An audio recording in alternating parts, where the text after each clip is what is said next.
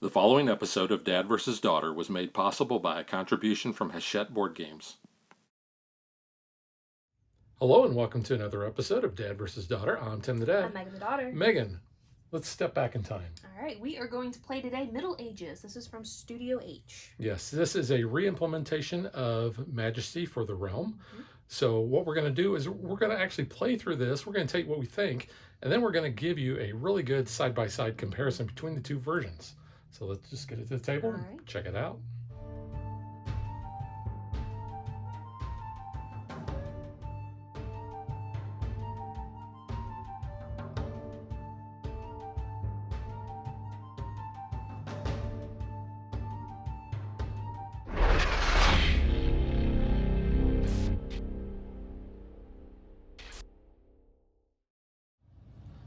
Game setup is going to be based on player count that you have. You'll notice that we have blue tiles that are here. The game also comes with these orange tiles, but those are only used in a 4 or 5 player game. So all of these orange tiles are going to go back to the box. Also based on player count is going to be the number of tiles that we have in each row. You place one additional tile plus the number of players. So in a 2-player game, we will have 3. We will also have essentially rounds that last for 4 turns. Yeah, probably. So each row, consider that to be a turn. Every 4 is going to be a round. We also are going to have 4 event cards, and those are going to resolve after the end of each of the rounds. So the game actually comes with 15. You're going to shuffle them up. You're going to use 4. The rest of them are going to go to the box because you won't use them that game. You'll also notice that we have numbers here. So we've taken all of the blue tiles, we've shuffled them up, and we've created stacks. And then what we've done is we have placed them out. Now, when you place them out on the grid, you are going to do 1 row at a time, and you're going to start with the lowest number being on the left and the highest number being on the right. Just like that. Then once you have those done, then you can flip those over and reveal the actual tile side.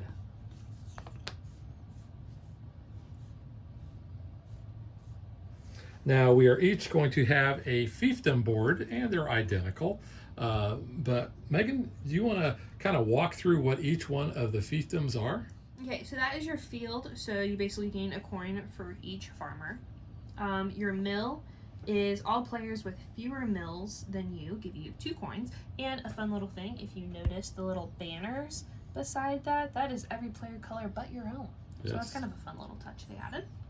The village is choose a plot tile in your cemetery and place it on the fiefdom board without activating its abilities. And we'll talk about the cemetery in a minute. Your rampart lets you place your scout piece on any visible plot tile in any row other than the one that you are currently in to reserve it. See my little scout tile? I like to think of it, it looks like a little man with a soul patch. I was the one that said the soul patch. I know, but... Yeah. The market is the next one. So you gain a coin for each chest symbol that can be found in your little fiefdom. The barracks is you attack all players with fewer rampart tiles than you have barracks. And then they will give you 2 coins for that. And the attacked player places their leftmost tile in the fiefdom board in their cemetery. Yeah, and it's the leftmost and topmost. Yes. The next is the church. You place an extra coin token onto one of your free spaces in your fiefdom board. So when you do the income phase, you just add another coin. And then your palace is choose one of the plot tokens and place it in the free space under your fiefdom board in an estate where that symbol does not already exist. So that lets you basically score income for that type of building on another one. Yeah, and you mentioned income. So what you're going to do on your turn is you're going to take one of those tiles, you're going to place it in your fiefdom, you're going to do its action, and then you're going to do the income, which it's a little different depending on which area that you're activating. So like you had said, the field, you're going to get 2 coins. You're going to get 2 coins at the miller. You're going to get 2 coins for each of your villages and 2 coins for each of your ramparts. At the rampart, you're going to get 2 coins for each of your fields and your ramparts. At the market, you'll get 2 coins for your mills and your markets. At the barracks, you're going to get 2 coins for your village and your barracks. At the church, you're going to get 3 coins, and at the palace, you're going to get 3 coins. Yep. So we don't really have a space for the cemetery, so it's just right there next to kind of like that broken stained glass image to show it was destroyed. So it just goes there until you bring it back. Yep. I will point out that when you do that palace action, there is only one token for each of the different types. So there is just me showing you 2. You can see I've got the barracks and I've got the fields, but like I said, there's one for each. And then the same, you have the coins. So that's going to add to your income whenever you take that church action. All right, so let's take a look at the event cards that we're going to be using in this game. So that one is Good Harvest. So each player gains 2 coins for each field tile in their fiefdom board. And that one is Skilled Trade. So each player gains a coin for each farmer in their fiefdom. That one is Vast Tracts of Land. So each player gains 2 coins for each plot tile of a different estate in their fiefdom. And that one is Precious Goods. So each player gains a coin for each chest. Yep. And we'll talk about that when we do our scoring. Money is essentially points in this game. So whoever has the most is going to be the winner. I think that does it for setup. So let's get ready to play. All right. So Megan, here. I'll let you figure out who's going to go first. Haha. I go first. You do actually have a spot in your player board for your scout tile. Yeah. All right. And I do want to show the Lord markers. Yours is a lady, though. Yeah. Isn't it? So is yours. Yeah. These are really sharp. Yeah. But yeah. They're glossy, too. Dude looks like a lady. Yeah. Whoops. You actually have like a little head thing going Yeah, on. mine's like nobility. Yours. And like, I guess mine does too, but yours has kind of got the Ahsoka Tano things on there. That's cool. I like Ahsoka. Well, I will go first then. So I'm going to go here. And we always start at the top. Mm-hmm. And since Megan is first, she will get to choose which tile that she wants to go to. I will then choose, and I'm just going to go here. Okay. So now what we're going to do is Megan will actually then move her Lord down to the next row, and then she will place the tile that she just left into her fiefdom. She'll do the special action, and she'll gain her income. Yep. So I will gain 2 coins for the income and 1 for every farmer, which I don't have any yet, but I will get those 2 coins. Yes. And you do the special ability before you do the income, but and then that tile that is going to be left over in that row, that just gets discarded. Now, when you play, I think with 3, 4, or 5 players, you may have to shuffle those back in, and a 2-player, we're not going to have to. So I think I'm going to go down. I'm going to go to the mill, and I will place my market here. And my market says I'm going to get a coin for every one of my baskets, which I have no baskets, so I will get no coin. It's a chest. Chest. It's like a treasure chest. Okay. And then I'm going to get 2 coins for my income. Nice. Because I only have 1 market. Okay. And then you saw Megan refilled the row there, and it, just like in setup, you're going to go from lowest number here to the highest number there. Yep. Oh, actually, no, you get to go because you're in the first spot. I do. No, I think I'm going to do that. But I will place my mill. And so my mill says if I have more mills than the other players, I gain 2 coins from them, which Megan doesn't have any mills yet. Yep. She usually always has the mills down before me. Try to. Well, they're about the same, so I guess I'll take the purple person. There. So that one was the rampart, so I do get 2 coins for that, and 2 coins for my field. And I get to place my scout ahead. And you can place it even on the ones, you just can't place it on the one that your Lord's on. Yep. Well, here's the thing. You're going first. Do you really need to, you really want to do that? True. Just trying to help you out a little bit. True. Do that. You're just trying to block me from doing it? It says, you may place your Lord piece on another plot tile than the one that you reserve. When you play onto that row, take back your scout when you place your Lord. Sorry, so I take that. I get 2 coins for the village and 2 for the rampart, and I could repair a destroyed village or tile in my graveyard, but I don't have any, so. That's going to get discarded. I will come down here and I will place my rampart. I will place, let's see, you know, I'm going to place here. Okay. I will take that and then I'll jump back to the top. Take the mill there. So there was this one, so then I'm going to get 2 for each. And you have 2 I have farmers. 2 farmers. Yep. Thank you. All right. I have a rampart, so I will be able to place my scout. Let's go here. Now, so we've finished the end of the 4th round. So now we're going to kick off the first event. So you're going to get 2 coins for every wheat field that you have. Wheat field. I think I'm playing Machikoro. Yeah, pretty much. But It has does look like Machikoro-esque yes, vibes. there are a lot of things that feel like When we're Machikoro. like, points please. I will get 0 because I don't have any. I got 4. So then once that event is done, then we just put it aside. Yep. All right. You're so first. Now I have a wheat field. Now you have a wheat field. Um, We're going for farmers this round. and I think I'm going to go there. So I will place the wheat field. I have actually 4 farmers. So I'm going to get 4 income for that. Nice. Actually, I'll just throw 1 back and get a 5.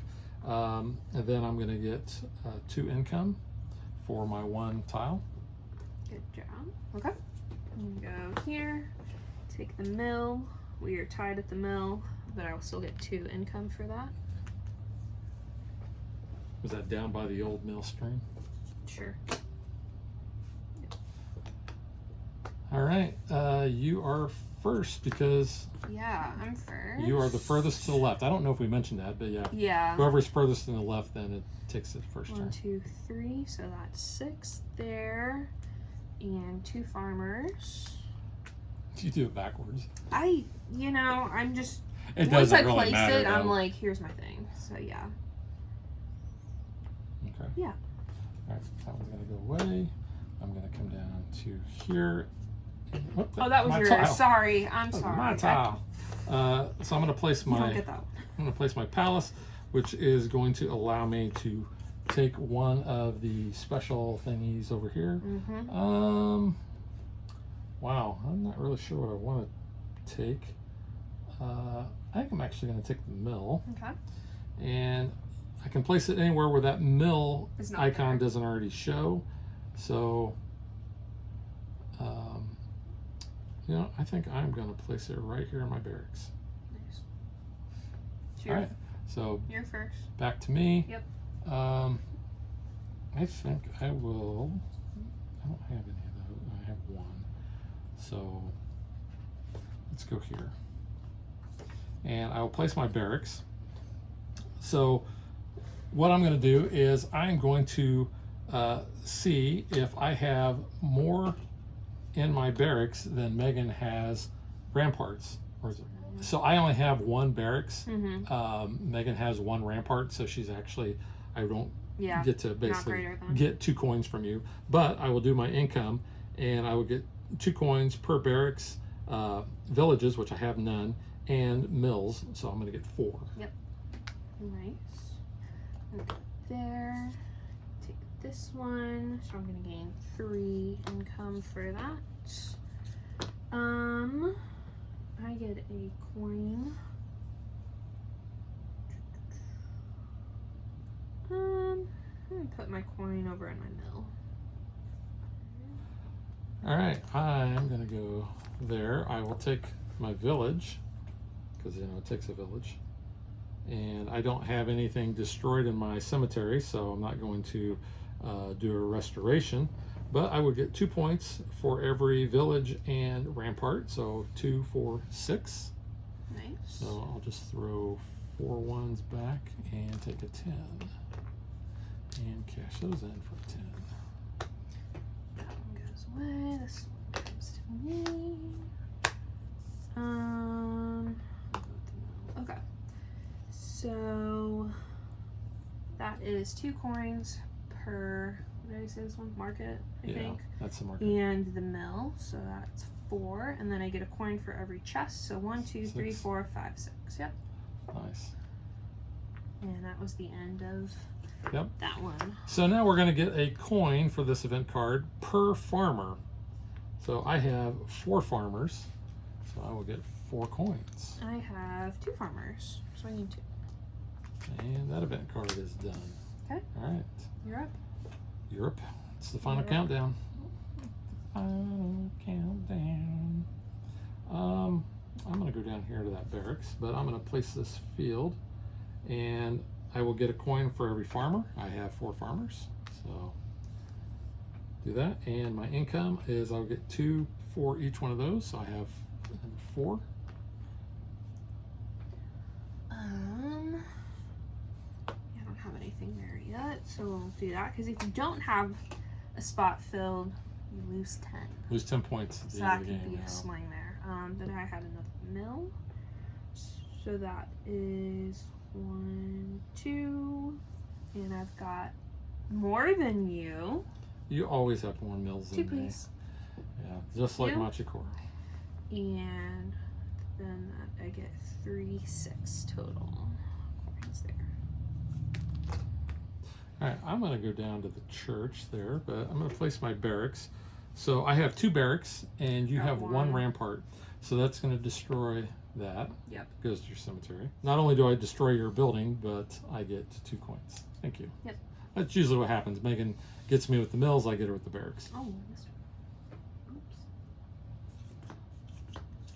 Slacking on my.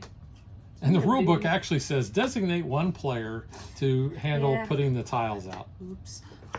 Well, I can go to a red or a red, but I'll go to the one with the chest there. So there's that. So you have 1 barrack To your 2. to my 2 ramparts. So Doesn't do any good, but I will get 2 coins for that and 2 for the village. Did you get your income? I did not do my Okay, income. do your income. So I will get 2 coins. So 2, 4, 6, 8. I will get 8 coins for my income. Thank you. Okay. I know I kind of got ahead of myself when I was Yeah. explaining there. It's okay. Yeah, we're going to move down to there. I will get my church. My church is going to allow me to add a money token. I like Mr. Krabs. Let's see. You know what? I'm going to place it.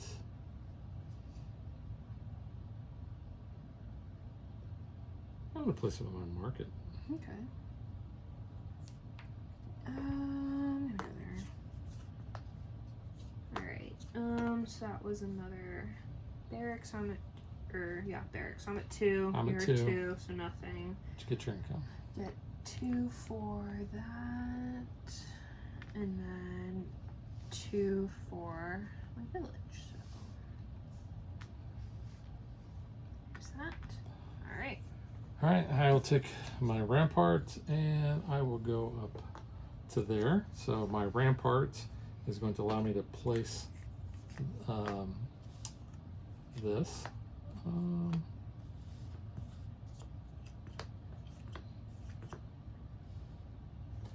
Place it there. Okay. I'm gonna go up there. So that's another from my market. So I get 1 for every chest. 1, 2, 3, 4, 5, 6, 7, 8. Wow. 10. And then 2 for each mill. So 2, 4, 6, 8 in total there. Yeah. Okay. All right, now this event. So we're going to get 2 coins for every fiefdom or every different area in our fiefdom. So I actually have all of them. Yep. So I'll get 2, 4, 6, 8, 10, 12, 14, 16. So I'm 2, just going to 4, throw 6, those 8, in and 10, take 2 20s. I got 14. Whoops. I think that was mine. Okay. So moving on to the last phase here. Moving on. So yeah, so since this is the last round, we won't bother putting new tiles back in. And you will notice we do have 4 tiles that were left over. Yep. Take that one so you can get a chest. I'm just trying to keep you from getting a chest. Okay, that way I at least get all of mine. So I can put a type down.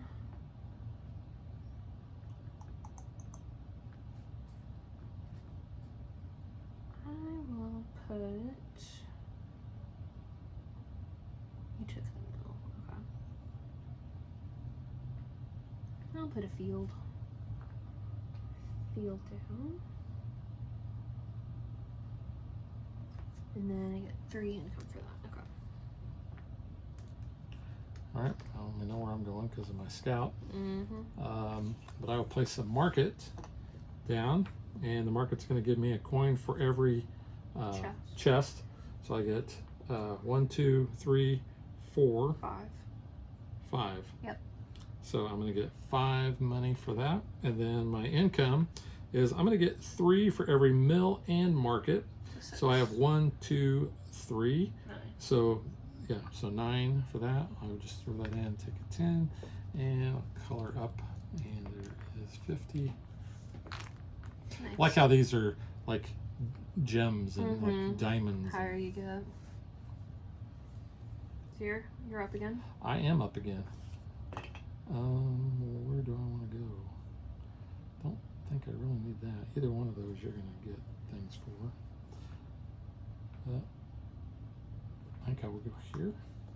So I'll place my mill, which now we're tight on mills. So I'm not going to get any money from you, but I will get $4 for having 2 mills. I'm glad you went there because I wanted that. So that's all good. So there's another market. So that will be 1, 2, 3. So that is, oh, here, let me do this in order. Okay, so 1 for each chest. So 1, 3, 4, 5, 6, 7, 8. And there's a toner. So then I get 2 for each mill. So 2, 4, 2 for each market. 2, 4, 6, 8, 10. And then 2 for the fields is 12, 14. Yep. That was pretty nice. Yep. Have I won a game No. of this? I didn't think I did. No, Yeah. you have not. This might be my best game too. I'm doing pretty good so far. You're up. You're up. You're up. You want a coin for each chest, so you might as well take one of the chests.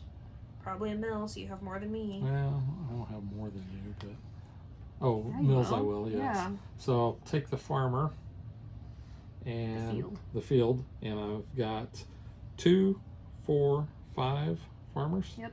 So I'll take a 5er. And then your income. Oh yes, my income 6. is $6. Yep. Thank you very much. Great. I'm gonna go here. Take this guy in the little village, so I can repair that. Get another chest out for final scoring. I get 2 for each village, so that's 4 for that, and 2 for each rampart. There's that. And then you. Yeah. So now I'll take 2 coins from you since I have 3 mills to your 2. Yep. I will get 2, 4, 6 for my income. Just throw 4 in, take a 10. Nice. So take that last village. So then that is 2, 4, 6 for income, plus 2 more for the rampart. This is 8. And then nothing else to restore, so that's it. Okay, so final event, we're going to get a coin for every one of our chests. 11 for me. I have 7. These in.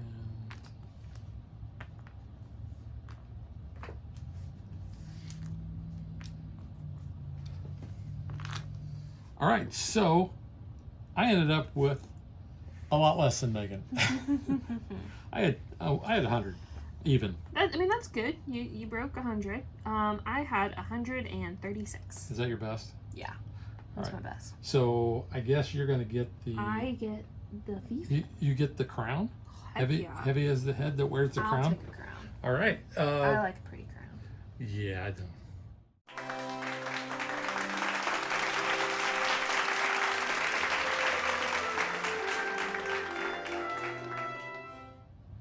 How do you always beat me? I don't know. What do you do that I always beats me? I feel like I do good at prioritizing chests. I feel like I always end up with a very heavy market. I normally end up with more mills than you, so I'm taking from you. Yeah, I don't know. Yeah, I don't know either. You always seem to I beat feel me like with this. the event cards this game were more beneficial with giving us more points because it was like how many farmers, how many, chests did you have? So I feel like that helped boost a little, but yeah, I beat you a lot. Yeah, and neither one of us lost 10 points No. because we had Everything at least was covered. one in each. All right, Yeah. so now let's just get to what we think.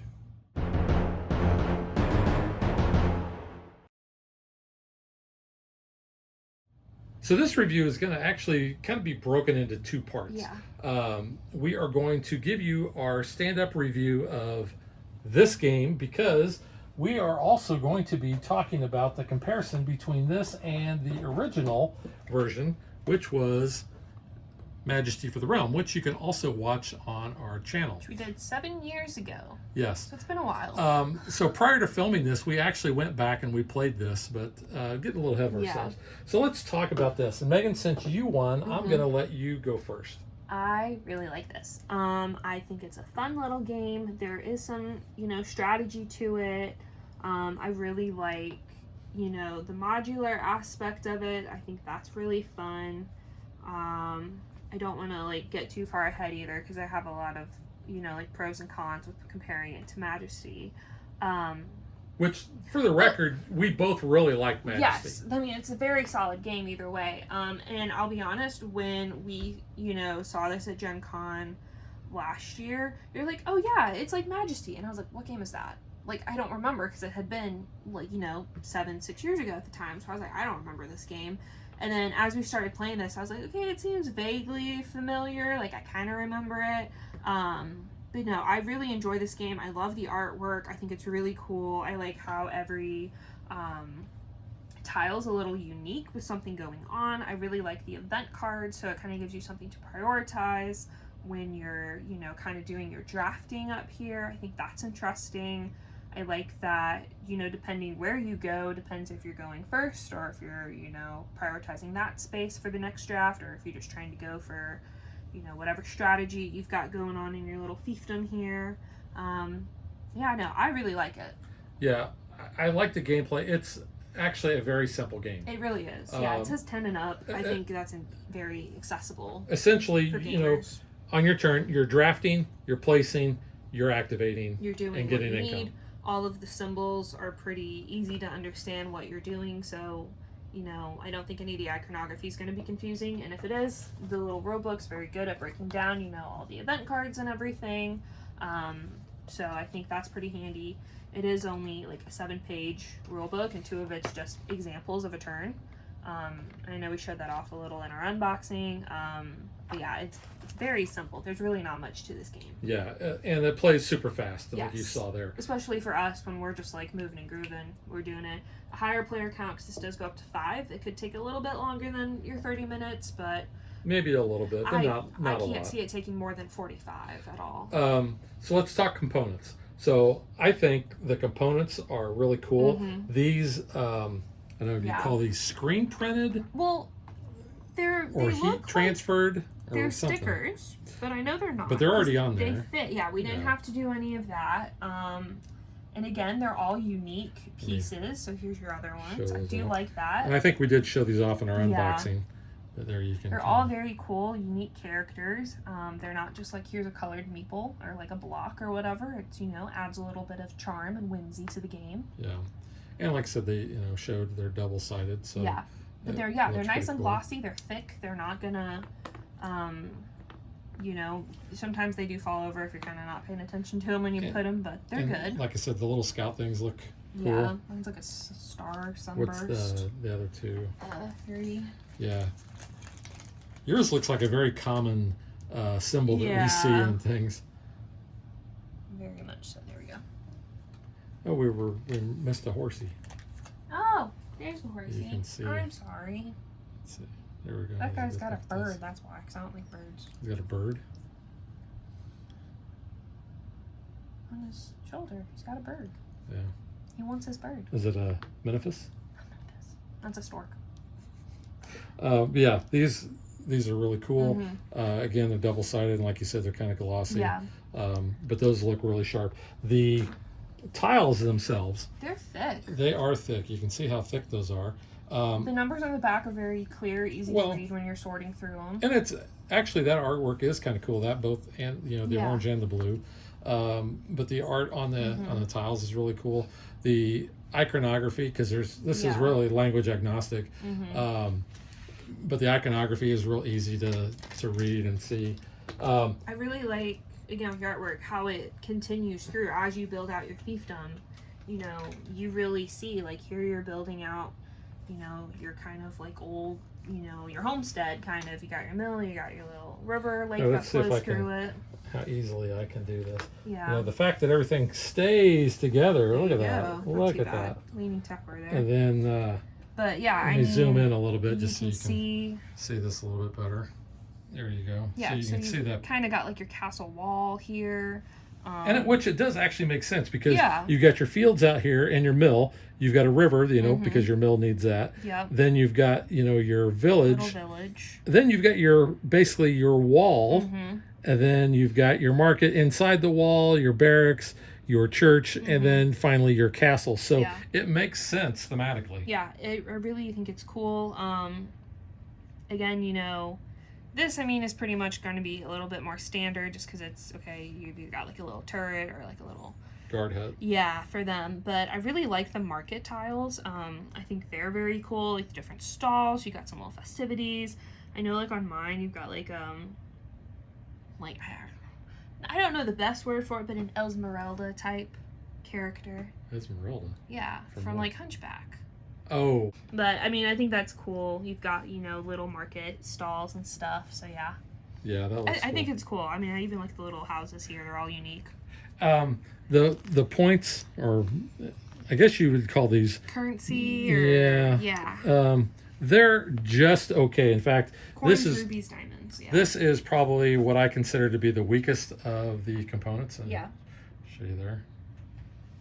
So you have 1, 5, 10, and 50, and like I said, they're okay. They're double-sided. They're serviceable. Yeah. Let's put it that way.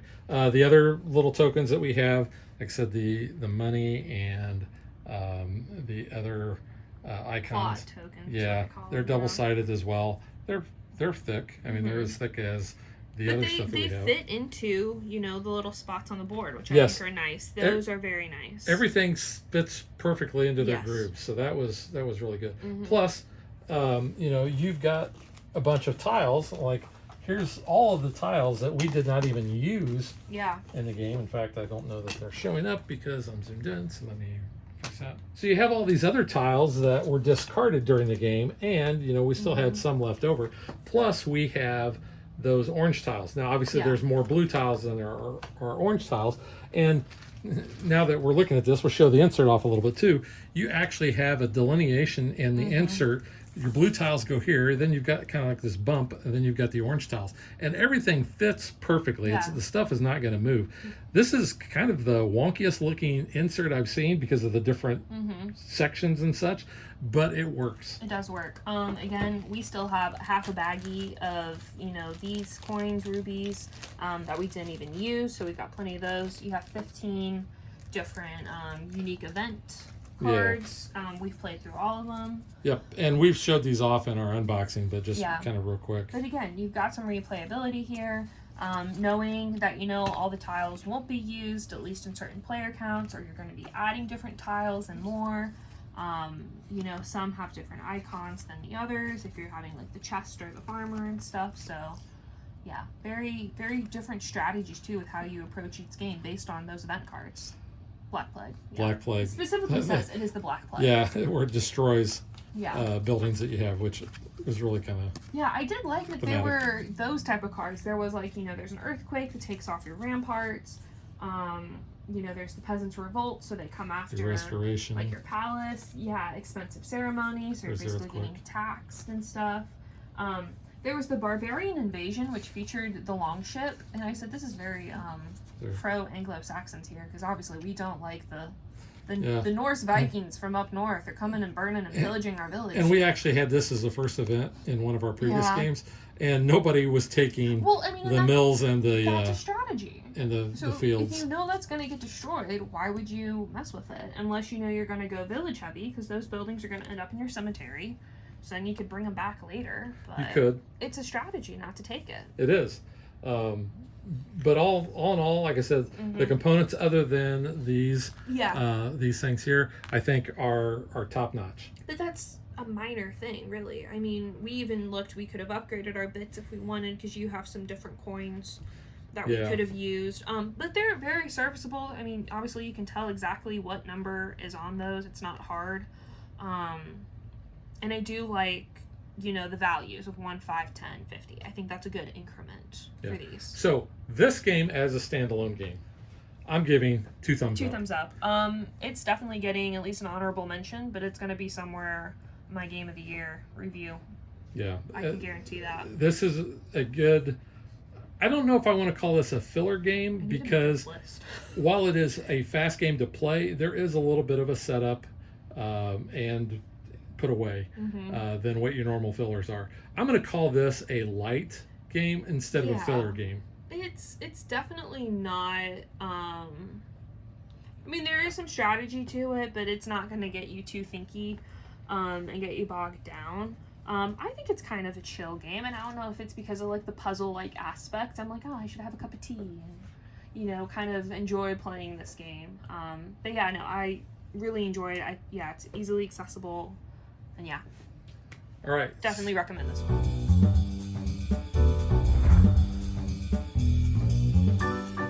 So now we're going to move into phase 2 of our review, where we're basically going to take a look at and do a comparison between Middle Ages and Majesty for the Realm. First off, you can see the box size is the same. Yep. Same designer, Marc-Andre. Not Marc-Andre Fleury. Not Marc-Andre Fleury. Yes. Just looking at it, I mean, you're getting the same Middle Ages vibe. Yes. Yes. I'm trying to keep that glare off of there.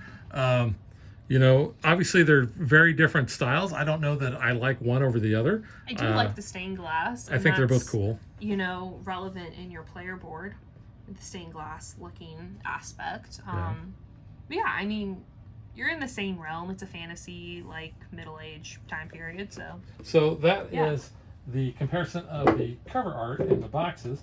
I do want to show off the insert. Yeah.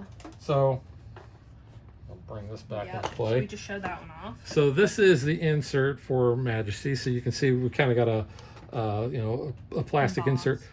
The one thing you do in Majesty is each player is going to get a meeple card that looks like this. One of them is going to have this little knight symbol on there, and that's going to designate first player. But you're going to have 5 meeples on there, and instead of drafting by row, you're going to have 6 cards in a display. You are going to be placing meeples in front of each card that you skip in order to take a card in that row. We will link our video in the description, so you can go back and, you know, look for yourself too, kind of gameplay and everything as well. The other thing is, instead of having that board like we had a fiefdom board, you actually have cards. Now, most of these are the same. They're a little bit different though. So we have the mill is our first spot. Then we have the brewery, then the cottage, then the guardhouse, barracks, the inn, the castle, and the infirmary. And you have this actually instead of the cemetery. But I do want to point out these are double-sided. So you have an A side for each, and then you also have a B side. Those we do not. Just pretty artwork. Yeah.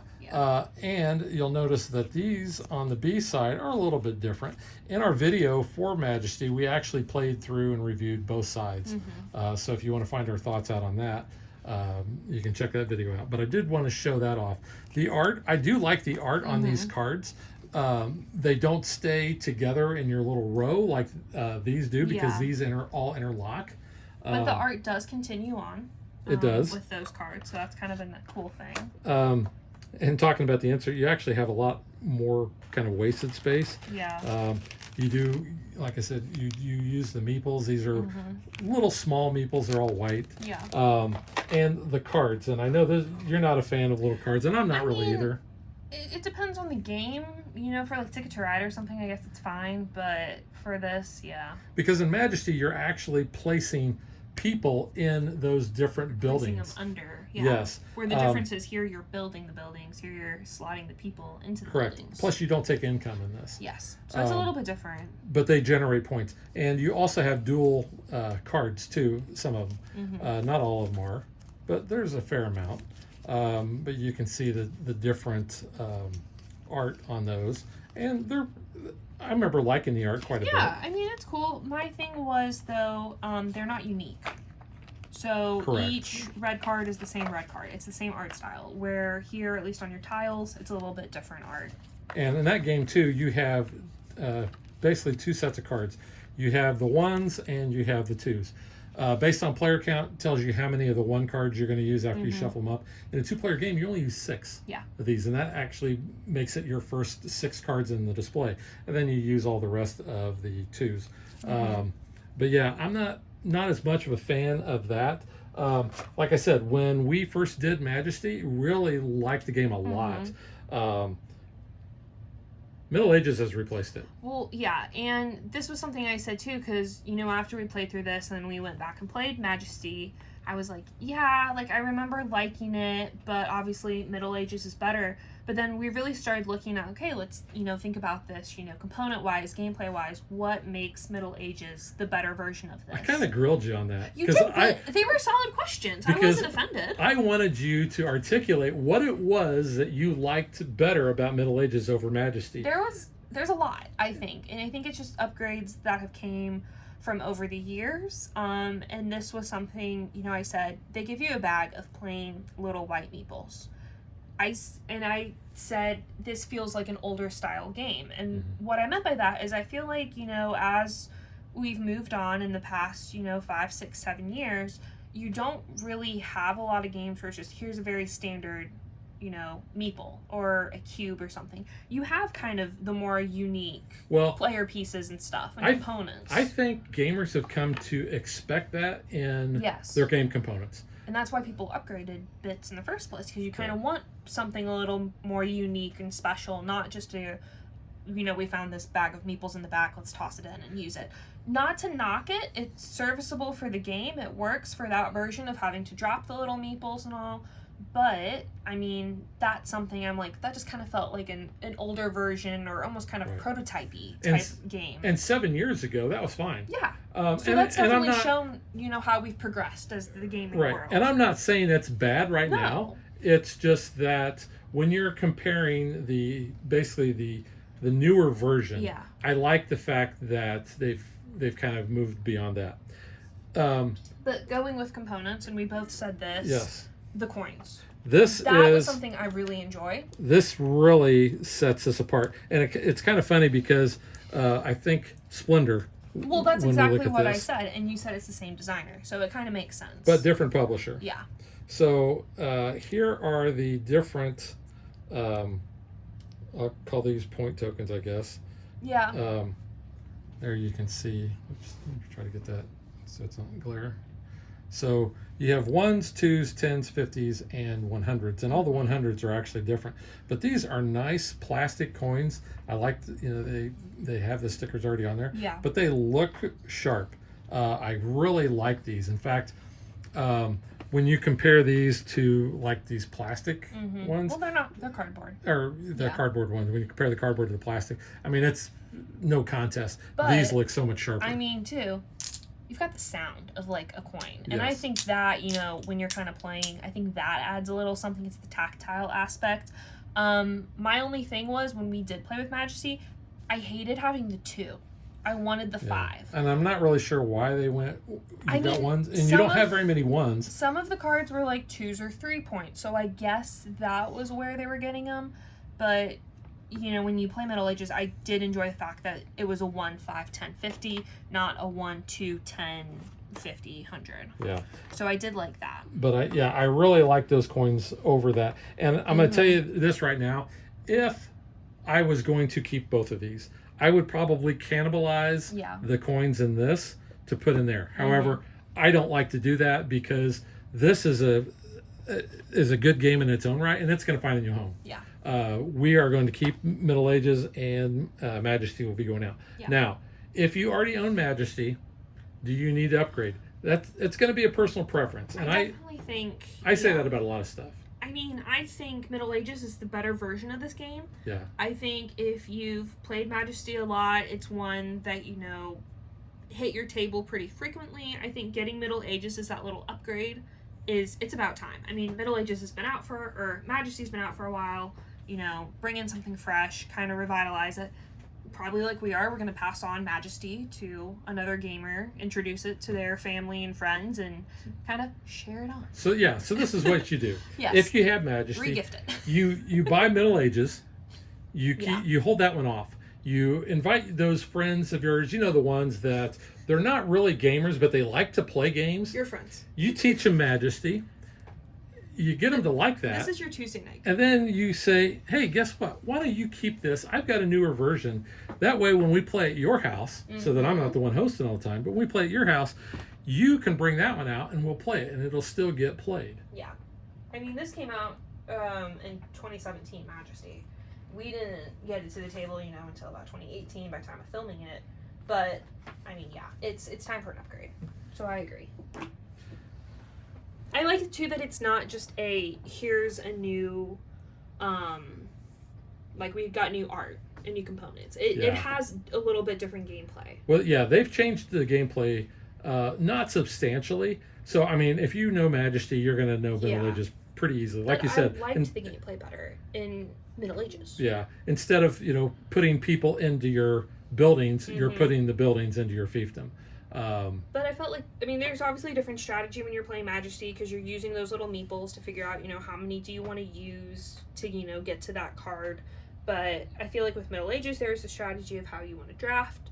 And I really liked the event cards in Middle Ages when it came to giving you kind of that goal to look forward to and kind of, you know, figure out, hey, this is what I want to go for this round versus in Majesty, you're just playing really until you get those 12 cards and hope the best. Because you don't have the event cards in Majesty. Yeah. So I did like that. That's another plus for Middle Ages.